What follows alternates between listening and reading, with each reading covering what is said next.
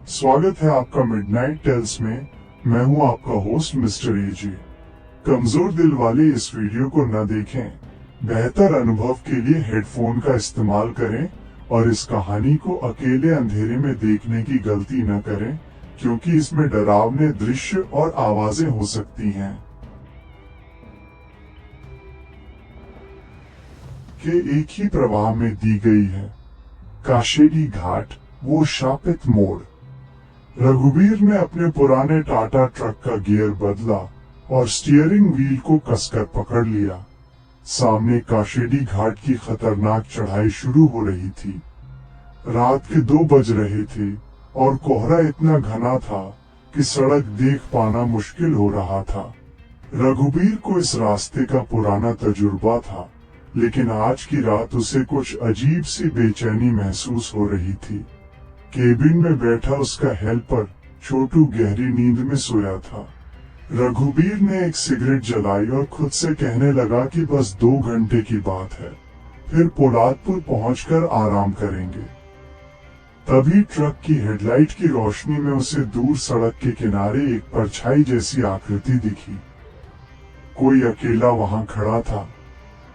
इस सुनसान घाट में और इतनी रात को किसी का होना नामुमकिन सा था। जैसे जैसे ट्रक करीब पहुंचा, रघुवीर का दिल तेजी से धड़कने लगा। वो एक औरत थी। उसने एक फटी पुरानी भूरी साड़ी पहनी थी और उसके लंबे बाल उसके पूरे चेहरे पर बिखरे हुए थे। वो ट्रक को रोकने के लिए हाथ नहीं दे रही थी, बस स्थिर खड़ी होकर ट्रक के केबिन की ओर देख रही थी। रघुवीर ने डर के मारे नजरें घुमा ली और ट्रक की रफ्तार बढ़ा दी, लेकिन जैसे ही उसने साइड वाले शीशे में देखा, उसके पैरों तले जमीन खिसक गई। वो औरत अब सड़क के किनारे नहीं थी, बल्कि ट्रक के पिछले हिस्से पर लटकी हुई थी। वो शीशे के रास्ते सीधे रघुवीर की आंखों में देख रही थी। रघुवीर ने डर के मारे अपनी आंखें बंद की और फिर से खोली, लेकिन वो चेहरा वही था। उसने हिम्मत जुटाई और खिड़की का शीशा ऊपर चढ़ा लिया। बगल में सो रहा छोटू अचानक हड़बड़ाकर उठ गया। उसे शायद ट्रक की बढ़ती रफ्तार और रघुवीर की घबराहट का अंदाजा हो गया था। तभी ट्रक की छत पर किसी के भारी कदमों के चलने की आवाज आई। ऐसा लग रहा था जैसे कोई छत पर एक कोने से दूसरे कोने तक दौड़ रहा हो। छोटू ने ऊपर की तरफ देखा और डरते हुए पूछा कि उस्ताद, ये ऊपर कौन है? रघुवीर के पास कोई जवाब नहीं था। उसने बस इतना कहा कि आंखें बंद कर लें और भगवान का नाम ले। तभी ट्रक के पीछे वाले हिस्से से किसी के लोहे को पीटने की आवाज आने लगी। वो औरत शायद ट्रक के अंदर घुसने की कोशिश कर रही थी। अचानक केबिन के पीछे वाली छोटी खिड़की के कांच पर किसी ने जोर से हाथ मारा। कांच टूटा तो नहीं, लेकिन उस पर मिट्टी और कीचड़ से सने हाथ का निशान उभर आया। छोटू ने हिम्मत करके बाहर झांकने की कोशिश की, लेकिन जैसे ही उसने गर्दन घुमाई, उसे ट्रक के टायर के पास किसी के घिसटने की आवाज आई। उसे लगा कि कोई ट्रक के नीचे फंसा हुआ है और घिसट रहा है, लेकिन ट्रक पूरी रफ्तार में था। रघुवीर ने ब्रेक लगाने के लिए पैर बढ़ाया, लेकिन उसे महसूस हुआ कि पैडल के नीचे कोई चीज फंसी हुई है। उसने नीचे देखा तो अंधेरे में उसे एक काली परछाई दिखी जो ब्रेक पैडल को ऊपर की तरफ धकेल रही थी। ट्रक अब बेकाबू हो रहा था और सामने वही खतरनाक मोड़ आ गया था जिसे लोग मौत का रास्ता कहते थे। रघुवीर ने अपनी पूरी ताकत लगा दी, लेकिन ब्रेक का पैडल अपनी जगह से नहीं हिला। उसे ऐसा महसूस हो रहा था जैसे कोई अदृश्य हाथ नीचे से ब्रेक को दबाने से रोक रहा हो। सामने खाई थी और सड़क का सबसे खतरनाक मोड़। तभी ट्रक के अगले हिस्से यानी बोनट पर किसी के जोर से गिरने की आवाज आई। रघुवीर और छोटू ने देखा कि वही औरत अब विंडशील्ड के बिल्कुल सामने थी। उसके हाथ कांच पर बुरी तरह रगड़ रहे थे, जिससे कांच पर खरोंच आने की आवाज आ रही थी। वो औरत चिल्ला नहीं रही थी, बस अपनी गर्दन को अजीब तरीके से टेढ़ा करके उन्हें देख रही थी। छोटू, खिड़की कस के पकड़ ले, रघुबीर जोर से बोला। रघुबीर ने आखिरी कोशिश के तौर पर हैंड ब्रेक खींचा और स्टीयरिंग को पूरी ताकत से दाईं ओर घुमा दिया। ट्रक के टायर सड़क पर बुरी तरह रगड़ने लगे और धुआं निकलने लगा। ट्रक सड़क के किनारे लगे लोहे के खंभों को तोड़ता हुआ एक पुराने बरगद के पेड़ से जा टकराया। टकराव इतना जोरदार था कि ट्रक का अगला हिस्सा पूरी तरह पिचक गया। केबिन के अंदर सन्नाटा छा गया। कुछ देर बाद रघुबीर को होश आया। उसके माथे से खून बह रहा था और शरीर के हर हिस्से में दर्द था। उसने बगल में देखा, छोटू बेहोश था और उसके सिर से भी खून निकल रहा था। तभी रघुबीर को ट्रक के बाहर किसी के भारी कदमों के चलने की आवाज सुनाई दी। वो आवाज धीरे धीरे ट्रक के दरवाजे की तरफ बढ़ रही थी। अचानक किसी ने बाहर से ट्रक के दरवाजे के हैंडल को जोर जोर से हिलाना शुरू कर दिया। बाहर से किसी के फुसफुसाने की आवाज आई, क्या मैं अंदर आ सकती हूँ? रघुबीर की सांसें थम गईं। वो हिलने डुलने की हालत में नहीं था, लेकिन उसका दिमाग चीख रहा था कि दरवाजा मत खोलना। हैंडल के हिलने की आवाज और तेज हो गई। ऐसा लग रहा था जैसे कोई बाहर से पूरी ताकत लगाकर लोहे के गेट को उखाड़ना चाहता हो। तभी अचानक वो आवाज रुक गई। चारों तरफ सिर्फ घाट के सन्नाटे और दूर कहीं किसी सियार के रोने की आवाज आ रही थी। रघुबीर ने हिम्मत जुटाई और धीरे से अपनी गर्दन घुमाकर खिड़की की तरफ देखा। बाहर कोई नहीं था, सिर्फ घना कोहरा और टूटे हुए पेड़ की टहनियां दिख रही थीं। पर जैसे ही उसने राहत की सांस लेनी चाहिए, उसे अपने बगल में कुछ महसूस हुआ। बेहोश छोटू की गर्दन एक तरफ झुकी हुई थी, लेकिन उसके कंधे पर एक लंबा पीला और मिट्टी से सना हाथ रखा हुआ था। वो हाथ केबिन की छत के किसी छेद से अंदर आया था। रघुबीर की चीख उसके गले में ही फंस गई। उसने ऊपर देखा। ट्रक की छत, जो पेड़ से टकराने की वजह से फट गई थी, वहां से वही औरत अंदर झांक रही थी। उसका आधा चेहरा अंधेरे में था और आधा खून जैसी लाल रोशनी में चमक रहा था। उसने अपनी लंबी उंगलियों से छोटू के चेहरे को सहलाना शुरू किया। रघुबीर ने देखा कि उस औरत के नाखून नहीं थे, बल्कि उंगलियां आगे से नुकीली और काली थीं। तभी केबिन के अंदर किसी के रेंगने की आवाज आई। वो औरत अब छत के रास्ते पूरी तरह अंदर आने की कोशिश कर रही थी। रघुबीर ने हाथ बढ़ाकर डैशबोर्ड में रखी अपनी टॉर्च निकालने की कोशिश की, लेकिन तभी किसी ने उसका पैर जोर से पकड़ लिया। सीट के नीचे से कोई उसे नीचे खींच रहा था। रघुबीर ने अपनी पूरी जान लगाकर पैर छुड़ाने की कोशिश की, लेकिन सीट के नीचे से पकड़ इतनी मजबूत थी कि उसे लग रहा था उसकी हड्डी टूट जाएगी। केबिन के उस तंग अंधेरे में उसे किसी के भारी सांस लेने की आवाज सुनाई दे रही थी। उधर छत के फटे हुए हिस्से से वो औरत अब धीरे धीरे नीचे उतर रही थी।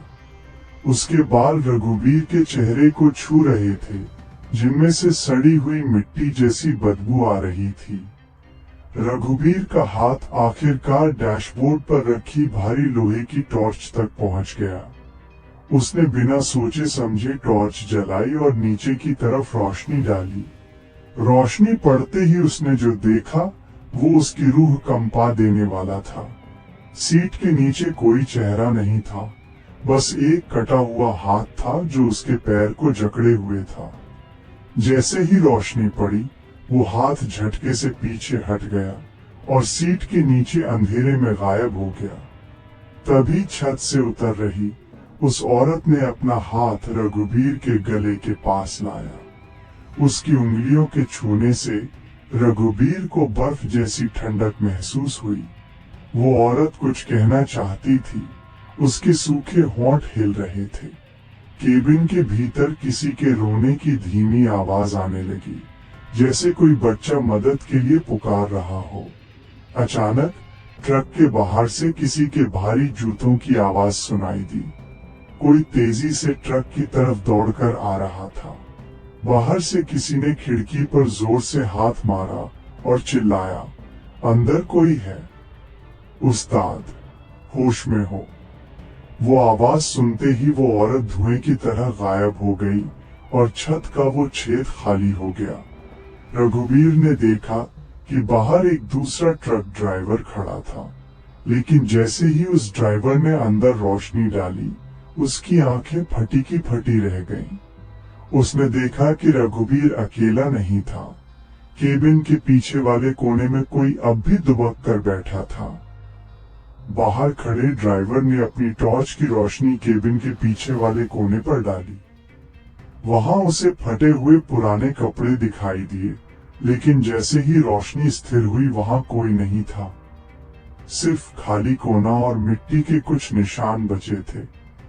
उस्ताद, बाहर निकलो, जल्दी। उस ड्राइवर ने चिल्लाते हुए ट्रक का दरवाजा खींचा।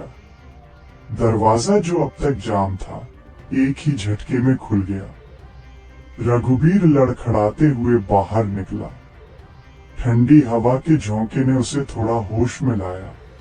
उसने ड्राइवर को बताया कि छोटू अंदर है और उसे चोट लगी है। दोनों ने मिलकर बड़ी मुश्किल से छोटू को केबिन से बाहर निकाला और सड़क पर लिटाया। मदद करने आए ड्राइवर का नाम सलीम था। उसने बताया कि वो भी इसी रास्ते से माल लेकर जा रहा था और उसने रघुवीर के ट्रक को पेड़ से टकराते हुए देखा। सलीम ने कहा, भाई, इस मोड़ पर रुकना ठीक नहीं है। अपनी गाड़ी में बैठो, मैं तुम दोनों को पास के ढाबे तक छोड़ देता हूँ। रघुवीर ने पीछे मुड़कर अपने दुर्घटनाग्रस्त ट्रक को देखा। तभी उसकी नजर ट्रक के उस टायर पर पड़ी जो खाई की तरफ लटका हुआ था। वहां किसी के खड़े होने का आभास हुआ। अंधेरे में उसे वही औरत दिखाई दी जो अब धीरे धीरे खाई की तरफ पीछे हट रही थी। वो अपनी उंगली से रघुवीर की तरफ इशारा कर रही थी, जैसे उसे वापस बुला रही हो। सलीम ने रघुवीर का कंधा झकझोरा। कहाँ देख रहे हो? जल्दी चलो। वे दोनों छोटू को उठाकर सलीम के ट्रक की ओर ले जाने लगे। लेकिन जैसे ही रघुवीर ने सलीम के ट्रक के केबिन में कदम रखा, उसे वही सड़ी हुई मिट्टी की बदबू आने लगी। उसने गौर किया कि सलीम के ट्रक का पिछला कांच भी टूटा हुआ था और वहां भी वैसे ही कीचड़ से सने हाथ के निशान थे। रघुवीर के कान में किसी के बहुत करीब से फुसफुसाने की आवाज आई। सलीम तो 3 साल पहले इसी मोड़ पर मर गया था। रघुवीर के पैर वहीं जम गए। उसने धीरे से सिर घुमाकर सलीम की तरफ देखा, जो ट्रक का दरवाजा बंद कर रहा था। सलीम के चेहरे पर एक अजीब सा पीलापन था और उसकी आंखों की पुतलियां बिल्कुल स्थिर थीं।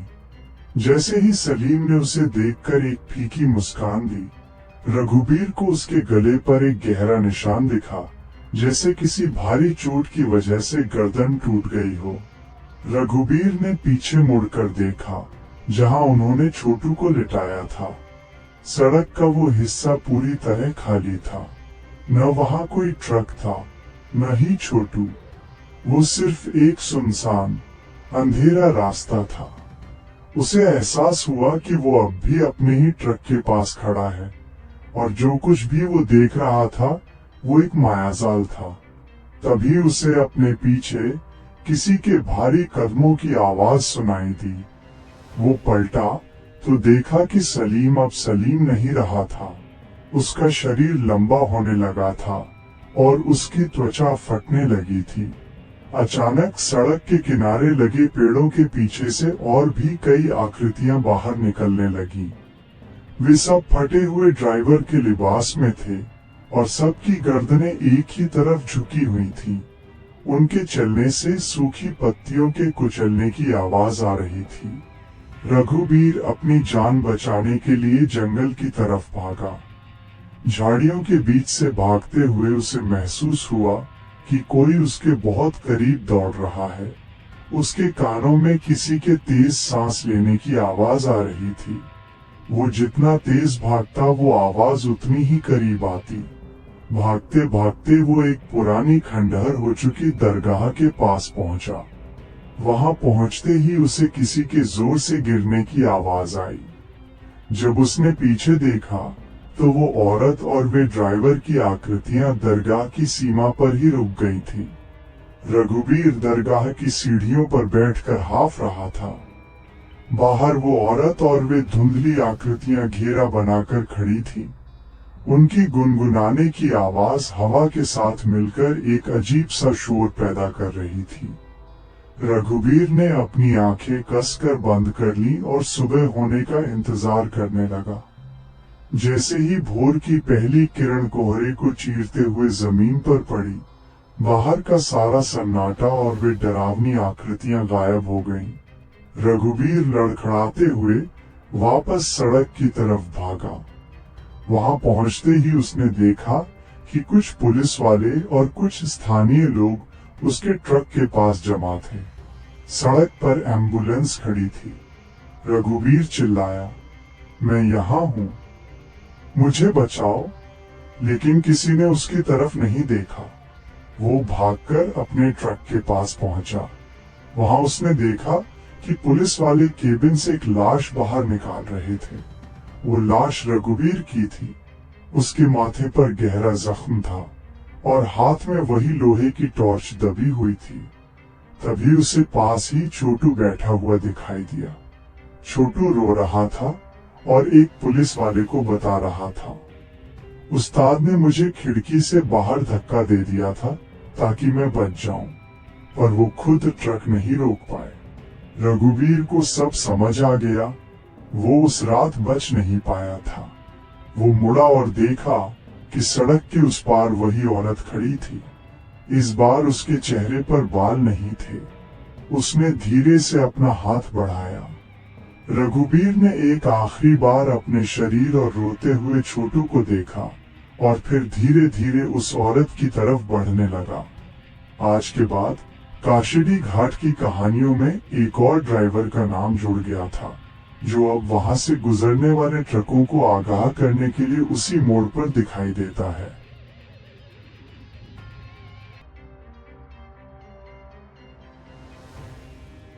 अगर आपको ये कहानी पसंद आई तो इस वीडियो को लाइक करें और मिडनाइट टेल्स को सब्सक्राइब करके बेल आइकन को दबाना न भूलें। और अगली कहानी कौन से विषय पर लाऊं, ये कमेंट में जरूर बताएं।